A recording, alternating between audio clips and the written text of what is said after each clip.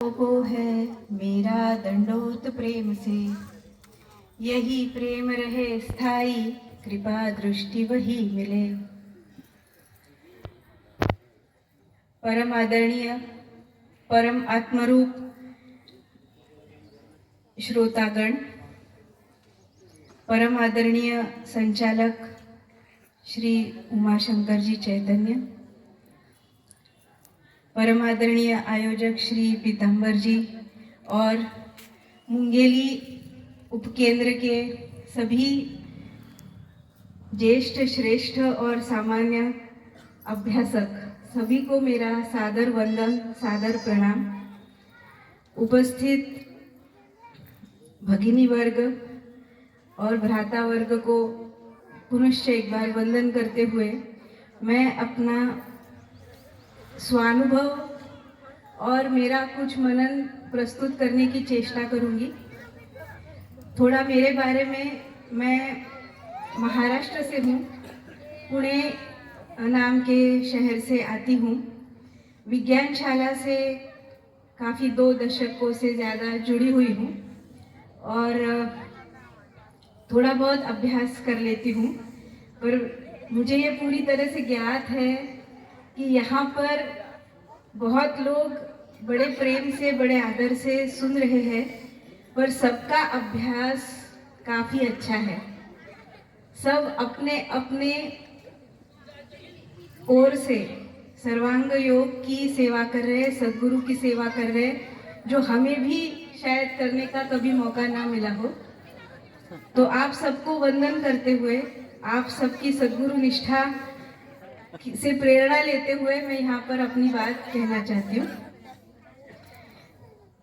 तो यहाँ पर जब हम बात करते हैं तो भगवान कहते हैं कि मैं अपना निज रूप कहता हूँ निज रूप, आज तुम जानो समय है। ये पद्य तो हमें पता है सबको, कहता हूँ निज रूप, आज तुम जानो समय है। तो ये समय कौन सा समय है? तो ये समय जो है यही उत्तरायण का समय। अब उनको भी सुनना है वो भी सुनना चाह रहे, हाँ, तो परेशान नहीं करेंगे, सुन लेंगे वो भी तो ये जो समय है, ये कौन सा समय है? तो ये उत्तरायण का समय है। तो हमारे यहाँ महाराष्ट्र में मकर संक्रांति के बाद उत्तरायण का समय बोलते हैं। तो क्या वो सिर्फ आसमान में जो सूरज है उसी के उत्तरायण का समय है? तो वो तो दृष्टांत है। सत्य में देखा जाए तो ज्ञान सूर्य के उत्तरायण का समय है। ज्ञान सूर्य जो है हमारा, अध्यात्म ज्ञान का जो सूर्य है, उसके उत्तरायण का समय। तो ये उत्तरायण का समय क्यों है? क्योंकि कलयुग की समाप्ति हो रही है और सतयुग प्रवर्तन हो रहा है। सतयुग प्रवर्तक नवम बुद्धावतार का आगमन भी हो चुका है। तो इसीलिए हम कह सकते हैं कि ये ज्ञान के उत्तरायण का समय है और हम इस समय में आज इस विज्ञानशाला से जुड़े हैं, ये हमारा परम भाग्य है। तो अभी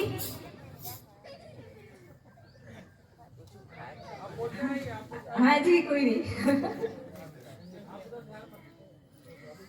तो ये जो ज्ञान का उत्तरायण है, ये इससे क्या सधरे वाला है, क्या मिलने वाला है?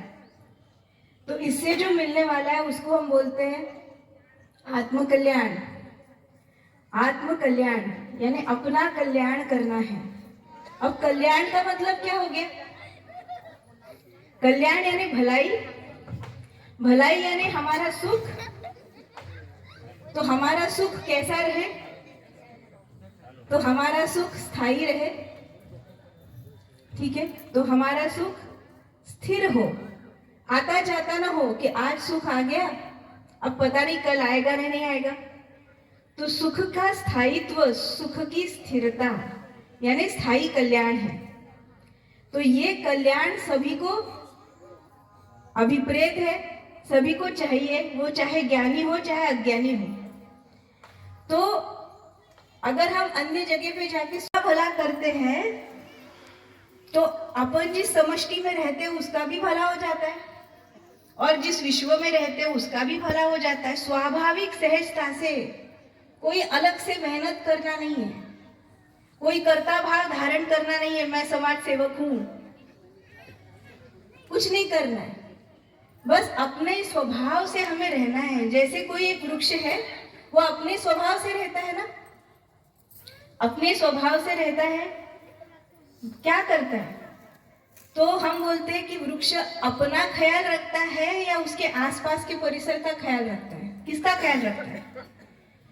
तो वृक्ष खुद का भी पोषण करता है, वृक्ष के पत्ते, और वृक्ष का पोषण करते करते पक्षियों का, प्राणियों का भी पोषण करते हैं, और उनके मार्फत संपूर्ण विश्व का भी पोषण हो जाता है। तो वो तो बस अपने स्वभाव में खड़े हैं और विश्व कल्याण हो रहा। तो हमारा भी ऐसा ही है, जब हम अपने स्वरूप को जानने लगते हैं तो हमको बस अपना जो भाग है, अपना जो रोल है, उसे बस समझ लेना है क्या है, और अपन इस विश्व का अंग है जान लेने से आत्म कल्याण, लोक कल्याण, विश्व कल्याण सब एक साथ सहजता से व्यवहार्य हो जाता है। तो ये बताने के लिए सर्वांग योग ने और भगवान श्री मायानंद चैतन्य ने हमारे लिए एक युक्ति प्रस्तुत की है। तो कौन सी युक्ति? अपरोक्ष अनुभव की युक्ति। अपरोक्ष करना यानी अपना अनुभव करना, स्वानुभव करना। तो स्वानुभव करने से क्या मतलब हो गया? तो गीता में 7वें अध्याय में लिखा हुआ है, भूमि रापो अनरो वायु खम मनो बुद्धिरेव च अहंकार इति यमे भिन्ना प्रकृति अष्टधा। बोल दिया कि ये 8 अंगों से मेरी अपरा प्रकृति बन रही है भाई। तो बोल दिया तो अच्छा है, बोला तो बहुत लोगों ने बोला है कि पृथ्वी, जल, अग्नि, वायु, आकाश से और मन, बुद्धि, अहंकार ये मेरे प्रकृति के 8 अंग है। बहुत लोगों ने बोल दिया। तो भगवान ने क्या किया? भगवान ने कहा कि ये हमारा अनुभव कर लो, स्वानुभव कर लो। तो अनुभव, इसमें पृथ्वी कहाँ है, इसमें अग्नि कहाँ है, इसमें जल कहाँ है, इसमें मन, बुद्धि, अहंकार कहाँ है?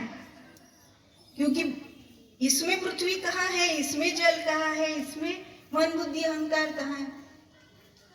तो ये हमारा स्वानुभव करने के लिए भगवान बोल रहे हैं कि आप तत्वतः जानो, तत्व से जानो। तत्व से जान लोगे तो इसमें मन, बुद्धि, अहंकार का जो तत्वतः रूप है सत्व रजतम दिख जाएगा, और सत्व रजतम का ही स्थूल मन, बुद्धि, अहंकार यहाँ दिखेगा। मतलब तत्वतः इसमें भी 8 और इसमें भी 8 दिख जाएंगे। तो इसमें भूमि कैसे है? तो भूमि का जो गुण है, पृथ्वी का जो गुण है गंध, अगर इसमें गंध है तो इसमें पृथ्वी है। तो हम देख सकते हैं, परीक्षा कर ले, गंध है तो पृथ्वी है। तो इसमें जल कैसे है? तो इसमें जल का गुण रस है तो इसमें जल है। परीक्षा कर लो हमारी ज्ञानेंद्रिया जिह्वा से। और इसमें अग्नि कैसे? अग्नि का गुण रूप है तो इसमें अग्नि है। और इसमें स्पर्श कैसे है? तो स्पर्श वायु का गुण है, वायु का गुण स्पर्श है, स्पर्श है तो वायु है। तो इस तरह से पांचों भी यहाँ पे हम परीक्षा करके जान सकते हैं। उसके लिए हमारे पास 5 साधन स्वयंभू स्वरूप से फ्री में, स्वयंभू का मतलब है जो भी फ्री मिलता है। तो हमारी सरकारें भी फ्री देती है, तो भगवान ने तो बहुत सारी चीजें फ्री दी है। तो वो साधन हमारे पास मुफ्त में है, स्वयंभू स्वरूप से है। तो 5 साधन हमारे पास है जो बता रहे हैं कि इसमें भूमि, पृथ्वी, जल, अग्नि, वायु, आकाश कैसे है, मुझ में कैसे है। तत्वतः शब्द, स्पर्श, रूप, रसगंध। और मन, बुद्धि, अहंकार, मन, बुद्धि, अहंकार ये 3 गुणों की स्थूलावस्था है। तो इसमें त्रिगुण है। त्रिगुणों की सिद्धि कैसे होती है मतलब बोल दिया है तो है क्या नहीं, हमें सिद्ध करना है। सिद्ध कैसे करेंगे? तो भगवान बोल रहे हैं कि इसमें से जो हमें उपयोगिता से लेके परिणाम तक सुख का अनुभव आवे तो इसका सत्वगुण है। तो घी के साथ मिला देखो, उपयोग से लेके परिणाम तक सत्वगुण का अनुभव आता है, सुख का अनुभव। फिर उपयोग करते हुए तो बहुत अच्छा लगता है, शरबत बना के पी लिया, पर परिणाम स्वरूप अस्वस्थता लगती है, तो ये रजोगुण का लक्षण है।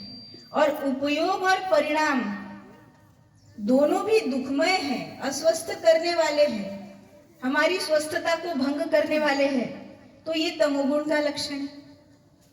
तो इसके लिए यहाँ पे ये जो प्रक्रिया वेगवान करने के लिए हमें घी मिलाने के लिए बोला, पानी मिलाने के लिए बोला, अकेले खाने के लिए बोला।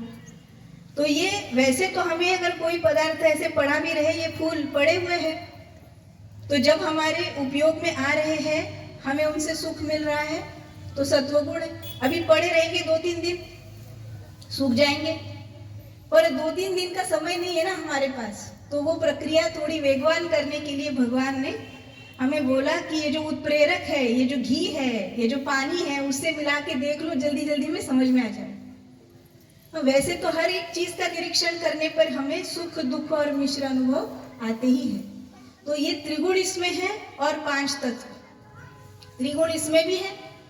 सत्व रजत तम का स्थूल भाव जो है बुद्धिमान अहंकार, यहाँ पे भी हमें पता चलते हैं। तो ये 5 और 3 8 मिला के अपरा प्रकृति हो जाती है। अपरा प्रकृति, तो यही तत्पद है दृश्य विराट, इस नाम से ऐसा भगवान कहते हैं। ये तत्पद बहुत जरूरी है, ये जो तत्पद है ना बहुत ज्यादा आवश्यक है, अति आवश्यक है, क्योंकि तत्पद को देखते देखते तत्पद में ही त्वमपद है। त्वम कहाँ है? जब तत्पद से विराट समझ लेंगे, विराट नहीं दिखता ना हमें, तो हमें भूतकाल में विश्वरूप था, हाँ तो विश्वरूप था, भविष्य में विश्वरूप रहेगा, हाँ विश्वरूप रहेगा, हमें उसके बारे में कोई शंका नहीं है। कल सूर्योदय होगा या नहीं, किसी को शंका है? कोई शंका नहीं है, सूर्योदय होगा ही। तो कल भी विश्वरूप था और कल भी विश्वरूप रहेगा, पर आज क्या है, वर्तमान में क्या है? तो वर्तमान में हमें विश्वरूप नहीं दिखता है, वर्तमान में हमें भेदभाव दिखते हैं। तो वर्तमान में मैं, मेरा समाज, मेरा घर, मेरा परिवार, मेरा ऑफिस, मेरा ये, मेरा वो, वर्तमान में हमें एकाकार विश्वरूप नहीं दिख रहा, हमें भेद दिख रहे हैं।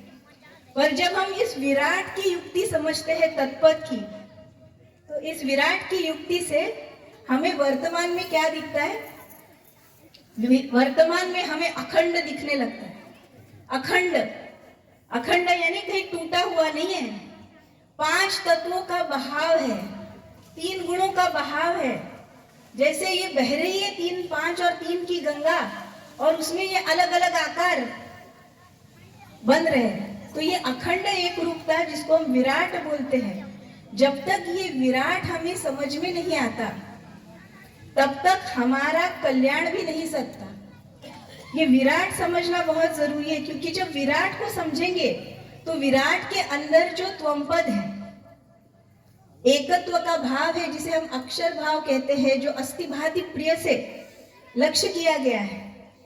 तो जब तक विराट नहीं दिखेगा तब तक है ही ये भी तो नहीं समझेगा। जब तक विराट नहीं दिखेगा तब तक प्रिय है ये भी नहीं समझेगा, सदैव है ये भी नहीं समझेगा। तो अखंड जब तक नहीं देखते हैं, कल, आज और कल को संयुक्त करके जब तक नहीं देखते हैं, तब तक है ही ये कैसे सिद्ध करेंगे? कल है, आज है, कल है, अलग अलग दिख रहे हैं। पर जब विराट दृष्टि से देखते हैं, अखंड करके देखते हैं, तो हमें तत्पद में ही त्वम बैठा हुआ दिखेगा। तो प्रश्न सर्वांग योग में भी बहुत अच्छा किया है, क्या है त्वम, और उसके आगे क्या पूछा, रहता कहाँ? त्वम अक्षर आत्मा है, अक्षर आत्मा रहता कहाँ? अंदर आता है और निकल जाता है क्या? आता जाता नहीं है।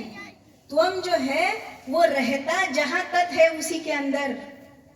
तो ये तत्पद जहां जहां है वही त्वम रहता है, उसी के अंदर ओतप्रोत कभी भी अलग नहीं हो सकता। समझने के लिए हम आत्मा अलग है, स्थूल अलग है, ये बात सिर्फ विश्लेषण करने के लिए, समझने के लिए है। पर जब समझ में आ जाए तो जहां तत् है वही संपूर्ण विश्व की लीला क्षर में जिस हो रही उसी में। तो जब तक क्षर न समझेगा तो अक्षर समझेगा? समझ ही नहीं सकता। जब तक तत्पद न समझेगा तब तक त्वम उसमें भरा है ये नहीं समझेगा। और तत् और त्वम एक ही जगह पर है, अलग हो ही नहीं सकते। ये असि निश्चय नाम है, ये असि निश्चय नाम है। ये निश्चय होना है, ये निश्चय होना है, अखंडता का निश्चय होना है, विराट का निश्चय होना है, अविनाशित्व का निश्चय होना है। और ये निश्चय होते होते निज रूप का निश्चय होना है। निज रूप की ये तत्त्वम, हम कहाँ है? तत् से बाहर है क्या? तत् से बाहर हो ही नहीं सकते। तो जहां तत् है वही त्वम है, ओके, वही हम है बस। तो ये सब ऐसा मिला जुला घोल है, इसमें से कोई सोचे कि ये मुझे बिल्कुल पसंद नहीं है, ये जो बंदर महाराज ऊपर उधम मचा रहे थे हमें बिल्कुल पसंद नहीं, इनको विश्व से बाहर कर दो, तो विश्व से बाहर नहीं कर सकते। ये विश्वरूप का ही अंग है, विश्वरूप का ये भी अंग ही है, ये उसी के स्वरूप में ढला हुआ है जैसे हम ढले हुए। तो ये निज रूप जब हमें पता चलता है, इसको असि निश्चय नाम बोला। निश्चय की बहुत बड़ी आवश्यकता है, क्योंकि आत्म कल्याण जब हमको करना है तो क्या वो सिर्फ बातों से होगा? निश्चय की आवश्यकता क्या है? हाँ ठीक है, सब विश्वरूप है आप कहते हमने मान लिया, कितनी बार बोलोगे? सुन सुन के परेशान हो गए? नहीं, सुनना है ना बार बार, क्योंकि वो प्रयोग अपने अंदर करते करते करते एक बार निश्चय होना है। निश्चय की आवश्यकता क्यों है? क्योंकि निश्चय के बिना कर्म नहीं हो सकता, निश्चय के बिना कर्म कदापि हो ही नहीं सकता। और बिना कर्म के, हम बोलते हैं ना आचरण, निश्चय के बिना कैसे होगा आचरण? आचरण तो हो ही नहीं सकता। इसीलिए पहले निश्चय करना है, फिर आचरण होगा। और आचरण का परिणाम क्या है? आचरण का परिणाम क्या है? सुख है। सुख कहां से पैदा होता है? कर्म का परिणाम है सुख। हम कोई कर्म ही ना करें तो सुख भी ना, दुख भी ना, कुछ भी ना पैदा हो, कर्म का परिणाम सुख है। और स्थायी सुख, कल्याण, वो भी कर्म से होता है। तो आचरण निश्चय के बिना नहीं होता। तो यही भगवान बता रहे हैं कि आत्म कल्याण जो है वो करते करते, तो जैसे पार्थ करे कर्म, जो लोभी है वो कैसे कर्म करता है? वो फलेच्छा दृष्टि से कर्म करता है। और ज्ञानी है वो कैसे कर्म करता है? लोक कल्याण दृष्टि से कर्म करता है। तो जो लोभी है, जो व्यष्टि भाव में आसक्त है, उसकी कर्म की प्रेरणा क्या होती है? उसके कर्म की प्रेरणा फलाशा होती है, क्योंकि वो खुद कर्ता होता है, वो अल्प होता है। और जब ज्ञान हो जाता है तो कर्ता कितना, कर्ता रहा ही नहीं, अकर्म होने लगा, कर्ता चला गया, अकर्ता खत्म, कर्ता की जगह योगी बन गया। कर्ता, जब तक कर्ता जीवित है तब तक फलेच्छा जीवित है। कर्ता ही ना रहेगा तो फलेच्छा भी ना रहेगी, दोनों एक साथ आते हैं, एक साथ जाते हैं। तो फलाशा छोड़ो तो क्या छोड़ो? कर्ता भाव छोड़ दो। और कर्ता भाव छोड़ो तो क्या छोड़ो? व्यष्टि भाव छोड़ दो, निज रूप जान लो। तो अब हमारा प्रत्येक कर्म सबका विचार करके ही होगा। मेरे वाणी से निकले हर एक शब्द का परिणाम विश्व पे हो रहा। मैंने आते जाते ऐसे प्लास्टिक को ऐसे मोड़ के नदी में फेंक दिया, हमको लगा क्या फर्क पड़ता है, कौन देख रहा? पर मेरी इस कृति का भी परिणाम विश्व पे हो रहा। नदी हमारी प्रदूषित हो रही, उसके अंदर के जीव जंतु प्लास्टिक खा के मर रहे। तो जब हमारी प्रत्येक कृति, प्रत्येक सांस का परिणाम विश्व पे ही हो रहा है, ये हमारे समझ में आता है, तो हमारी प्रत्येक कृति ऐसी ही होती है जो लोक कल्याणकारी हो। और लोक कल्याण कैसे है? लोक, सबके लोक है, मेरा समाज, मेरा देश, मेरा लोक है, त्रिलोक है, हर एक गुण के अपने अपने लोक है। तो सब अपने अपने लोगों का कल्याण करते करते करते करते विश्व में सारे लोग एकत्र हो, लोक का कल्याण ही विश्व कल्याण बन जाता है, वही विश्व कल्याण बन जाता है। तो इस तरह से निज रूप को जानना, बस अपने आप को विश्व का ऐसा हिस्सा जान लो कि जो विश्व से अलग नहीं हो सकता। इसी से लोक कल्याण सद जाएगा, विश्व कल्याण सद जाएगा, व्यवहार्य हो जाएगा, सहज हो जाएगा, ऐसा बता रहे। तो यहाँ पे ये ऐसे भगवान ने एक जगह पे बोला है कि यथार्थ चिरस्थायी लोक संग्रह होता है।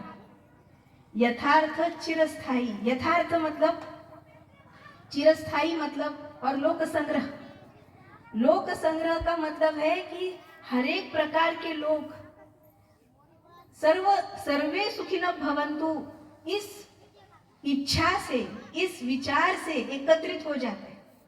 अभी भी लोक संग्रह होता है, नहीं ऐसा नहीं कहते, पर वो फलेच्छा से हो रहा ना, फलेच्छा से हो रहा, कुछ ना कुछ मिलेगा, धन मिलेगा, मान मिलेगा, पद मिलेगा, पर ये अस्थाई लोक संग्रह होता है। पर जब चिरस्थाई लोक संग्रह की बात करते हैं तो वो अंतर हमारे अपने अंदर से ही प्रकट हो जाता है, क्योंकि हमारा हर कर्म सबके कल्याण के लिए होता है। अपने आप सब मिलजुल विश्व कल्याण के लिए सहज ही कर्म प्रवृत्त हो जाते हैं। तो इस सहजता से ये जो स्थायी लोक संग्रह है, ये प्राप्त करने का एकमात्र उपाय निज रूप जो बताया उसका असि निश्चय नाम है, निश्चय करना है। तो इसी निश्चय से विश्व प्रेम की जागृति होगी, और जब तक विश्व प्रेम जग नहीं जाता तब तक विश्व सेवा नहीं हो सकती। तो ईश्वरी धर्म हमारा स्वभाव, हमारा स्वभाव कौन सा है? तो 4 प्रकार का है, ये है वो है, इसमें पढ़ना ही नहीं है। हमारा स्वभाव ये जो है, जो हम कर सकते हैं विश्व की प्रेरणा से, ये विश्व हमारा स्व है, और इस स्व की प्रेरणा से हमें जो भी प्रेरित हो जाए, जो हमारे क्षमता के अंदर हो, वो हमें सहजता से करना है, बस वही हमारा स्वभाव है। तो वो ये है वो है, इस वर्ण का उस वर्ण का, इसके झमेले में हमको पढ़ना ही नहीं है। बस स्व को जानना है, निज रूप को जानना है, और उसका भाव अपने अंतःकरण से उस समय यथा योग्य से प्रकट होता ही है। वही अपना रक्षक है, प्रेरक है।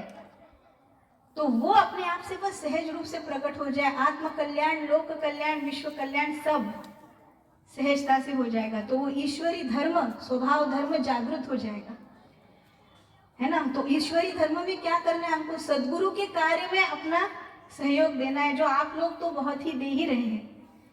तो जैसे अर्जुन ने, कृष्ण भगवान सदगुरु थे, उनके कार्य में अपना सहयोग लगा दिया, जो भी उसकी क्षमता से बन पड़ा।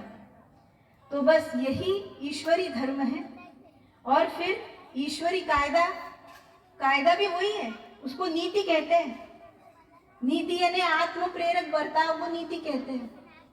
तो आत्म यानी ये अपना स्वरूप है, उसकी प्रेरणा से जो बर्ताव होगा, अपपर भाव छूट जाएगा, मेरा तेरा छूट जाएगा, अपना ही स्वरूप है, इस भावना से जो बर्ताव होगा वही नीति है, वही ईश्वरी कायदा। और अगर ईश्वरी धर्म और ईश्वरी कायदा के हिसाब से रहते हैं हम लोग, तो ईश्वरी न्याय भी होगा। क्या है ईश्वरी न्याय? तो ईश्वरी न्याय है यदृच्छा से योगक्षेम होवेगा उसका सदा। तो योगक्षेम मतलब हमारा चरितार्थ चलाने के लिए क्या होगा, कैसे होगा, चिंता, भय। तो योग अनन्या चिंतयन्तो माम ये जना पर्युपासते तेषां नित्याभियुक्तानां योगक्षेमं वहाम्यहम्। तो वो हमारे योगक्षेम की चिंता जो है वो विश्वरूप के आधार से सहजता से पार हो जाती है।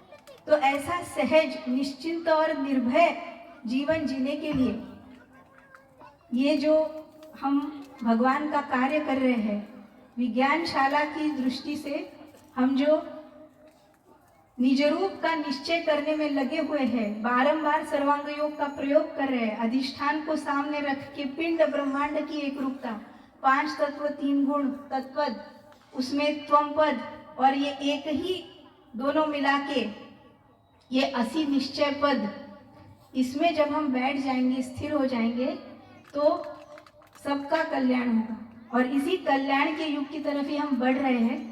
आप सभी को बहुत बहुत धन्यवाद कि मुझे यहाँ बुलाकर इतनी अच्छी व्यवस्था कर आपने मेरी जो भी 2 बातें होंगी मेरे स्वानुभव की है, उसमें त्रुटि हो सकती है, तो सुनकर मुझे आशीर्वाद दिया। सबके धन्यवाद। नर्मदे।